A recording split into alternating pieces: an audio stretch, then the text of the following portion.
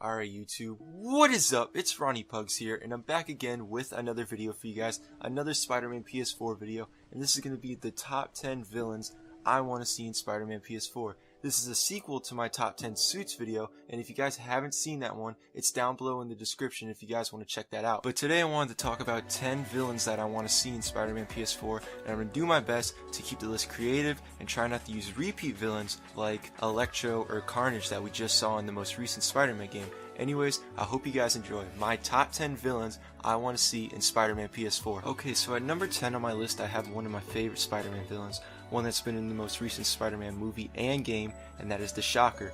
Now I picked the Shocker because, like I said, he's one of my favorite Spider-Man villains, but not only that, he's a classic Spider-Man video game villain. He's been in multiple Spider-Man video games since 2002, and I think that's because he works so well in video games. Now I wouldn't make the Shocker a boss in the game, I'd use him exactly like the Ultimate Spider-Man game uses him, and that's making him an easy boss at the beginning of the game, then he's a reoccurring boss in the side missions during free roam. That way after you beat the game and there's nothing left to do but the optional side missions, you don't get bored with them because every so often you get a villain to fight during these side missions. I think it'd be great to have him in the game. And for his design, I wouldn't give him a full outfit since I did say we're only going to use him as a side villain. Maybe just the yellow coat and mask like they did in the Amazing Spider-Man 2. But yeah, at number 10, I have the Shocker. I'd chase him to the ends of the earth in this game. Now let's move on to number 9. Alright guys, at number 9 I have Brock, sir. Edward Brock Jr., not as Venom, but just as Eddie Brock. Now I've heard Insomniac said there won't be any symbiotes in the game, but just because there won't be any symbiotes doesn't mean you can't set them up for future games. So no Venom, just the character Eddie Brock. I wouldn't make him a boss battle or anything in this game, he'd just be there to set up Venom in a future game. And I would portray Eddie Brock the same way the Ultimate Spider-Man and Spectacular Spider-Man did, making him childhood friends of Peter. That way we get to know Peter's backstory a little bit more, and because Peter won't be working for the Daily Bugle in this game, he'll be a scientist, so it makes sense to go that Spectacular Spider-Man route. So at number 9 I'd set up Eddie Brock as a future villain, assuming this isn't the only Insomniac Spider-Man game. Now let's move on to my 8th pick. Okay, so for my 8th pick I have a pick similar to Eddie Brock in the sense that this will set up a bigger villain for a future game, and that is my boy Cletus Cassidy. So like my Eddie Brock pick, he wouldn't become Carnage yet, I'd save that for a future game, and the way I'd use Cassidy in this game would just have him in one of the early missions of the story. Maybe Spider-Man's gotta go stop a robbery, somebody gets mugged, and Spider-Man stops them, then the police show up in a cutscene and tell Spider-Man they've been looking for this guy for a while. I honestly think it'd be better to use Cassidy instead of some random thug if this game ends up having a tutorial type mission like that. And if there is another Spider-Man game after this, I'd definitely do a credit scene of Cassidy in jail, setting up his symbiote origin. So at number 8, I have Cletus Cassidy not as Carnage yet, and I'll move on to my next pick and my last pick that sets up a bigger villain. Alright guys, so at number 7, I have a scientist himself, that is Norman Osborn, but not as the Green Goblin yet, just as a character pulling strings and staying in the shadows for now. Now, like Eddie Brock, I wouldn't make him a boss in the game or anything.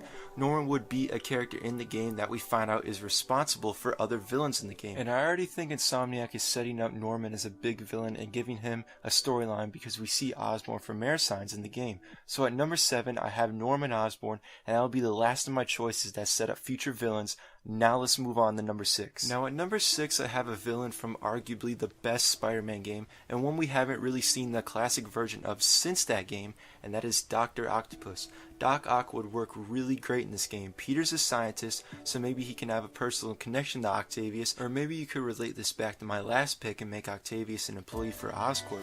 I just think it'd be great to have Doc Ock in this game, and my ideal boss fight would be similar to the bank scene in Spider-Man 2, where they're fighting on the side of the building, because that'd be different for a Spider-Man game, and this city's supposed to be huge. And for his design, I'd go with something similar to Spider-Man 2, but if you're gonna make him an Oscorp employee, I'd definitely just give him a lab coat or something. Let me know what you guys think Doc Ock should look like in the game. So at number 6, I have a man with 8 limbs, Dr. Octopus. Now let's move on to the top 5. Alright, at number 5 I have a villain that's been shown no love throughout recent Spider-Man games and probably none of the Spider-Man games, and that is Hydro Man. I picked Hydro Man because, like I said, he hasn't really been in any recent Spider-Man games. He's a villain not a lot have heard of, and I think it'd be really cool to have a boss battle where you'd be fighting a giant Hydro Man in the water near one of the bridges. Now, we did get some Hydro Man teasers in the Amazing Spider-Man game, but we never saw him in the Amazing Spider-Man 2. I don't know a lot about Hydro Man aside from the 90s show, but I just think it'd be really cool to have him in the game since we haven't seen him in any previous Spider-Man games. So at number 5, I have my boy Hydro Man. Now let's move on to the 4th pick. Okay, so for my number 4 pick, I have a villain that'll relate to another character in the game, and that is my boy Aaron Davis the Prowler. I picked the Prowler because the Prowler stocks are at an all-time high after Spider-Man Homecoming. I don't remember him being a boss in any Spider-Man game, and most importantly, he is uncle to Miles Morales, who is in the game and who is supposed to play a part in the story. This would be the perfect setup, and you could even give Miles his own game in the future with himself and the Prowler already set up. So at number 4, I have the Prowler. Now let's move on to number 3. Alright, at number 3 I have another villain from the hit movie Spider-Man Homecoming, and that is my boy Adrian Toomes the Vulture. I picked Toomes because, like I said with the Prowler, stocks are at an all-time high for these villains. It would be insane of Insomniac not to put the Vulture in the game, especially since we don't got a movie tie-in to Spider-Man Homecoming, but also my biggest reason for putting the Vulture in this game has to do with the fight from Web of Shadows. I don't remember a lot from that game because I didn't beat it, but I do remember the Vulture fight, and that's probably one of the best fights of any Spider-Man free roaming game, and hopefully if Web of Shadows does come to the Xbox One, I'll be able to try and beat it again. But imagine that fight in Spider-Man PS4 City. That would be insane. We're probably going to get the best city in any Spider-Man game, and I'm really excited for a fight similar to Web of Shadows if Vulture is in this game. So at number 3, I have the Vulture. Now let's move on to the final 2. Alright, at number 2, I have a villain that has had no love in any Spider-Man games that I can remember, and that is my boy Tombstone. Tombstone would be a great pick because this game already has villains like Kingpin and Mr. Negative in the game. Tombstone would fit into that category, and overall I want him in the game because he's one of my favorite Spider-Man villains, and because we haven't seen him in any other Spider-Man games that I can remember. I think he would have worked great as a villain of the Noir universe in Shattered Dimensions, but hopefully we can finally see him in this game. So at number 2, I have one of my favorite Spider-Man villains, Tombstone. Now let's move on to the final pick. Alright, at number 1, I picked another villain that gets no love in the world of Spider-Man games, one that's never been in a free roaming Spider-Man game, and that is the Hobgoblin. Hobgoblin's had one of my favorite Spider-Man character designs. I love his portrayal in the 90s show, and we haven't seen classic Hobgoblin in any Spider-Man games. We got Hobgoblin 2099 in Spider-Man Shattered Dimensions, but that was a completely different character to the classic version. Also, Hobgoblin works in this game because, like I said earlier, if you're going to save the Green Goblin for a future game, this could be Norman Osborn's beta test for seeing how exactly the Goblin formula and gear would work.